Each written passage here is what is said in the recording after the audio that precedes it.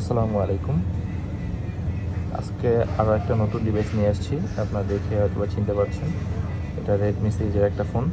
তবে এটা কিন্তু ওদের সবচেয়ে ফ্ল্যাগশিপ সিরিজের মধ্যে একটা, রেডমি নোট 13 প্রো প্লাস।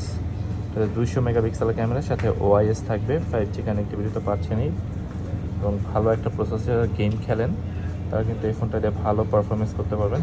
যারা রিসেন্টলি একটা 30,000 টাকার মধ্যে ভালো ফোন চাচ্ছেন তারা এই ফোনটা দেখতে পারেন। 120 Hz রিফ্রেশের সাথে কার্ভ ডিসপ্লে থাকবে এবং 5000 mAh ব্যাটারি আছে। এবং আমি অ্যাবাউটে যদি বলি, এটা 256 GB থাকবে স্টোরেজ।